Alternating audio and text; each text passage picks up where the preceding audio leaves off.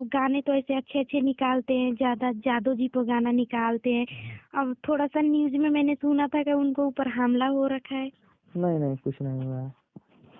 ऐसे मतलब वो दिया था न्यूज पर कि टुनटुनादे के घर से उठाकर जेल में डाल दिए हैं। नहीं नहीं कुछ नहीं हुआ है।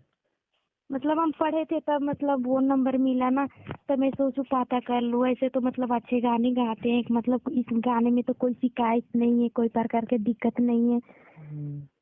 हाँ, तो इसीलिए मैंने कॉल करके सोचा पता कर लूँ क्या भैया, कोई दिक्कत तो नहीं है ना। नहीं नहीं कोई दिक्कत नहीं, जो राजपूत लोग हैं ना। हाँ, वो तो मेरे को पता है कि ये गाना जो जादू जी पर निकलता होगा तो क्या पता जलते होंगे। हाँ हाँ, तो होंगे। चैनल सब्सक्राइब कर दिए। हम्म, हमारा चैनल सब्सक्राइब कर दिए। नहीं अभी तो हम देखे नहीं है। बाकी टुनटुन यादव को तो मैं गाना बहुत सुनती हूँ और मतलब सुनते रहती हूँ कभी भी। बस इनका ही इसलिए कोई कुछ नहीं हुआ है, सोचे तो गए हैं अभी। चलिए ठीक है ना, सुरक्षित को तो काम है ना। हम्म।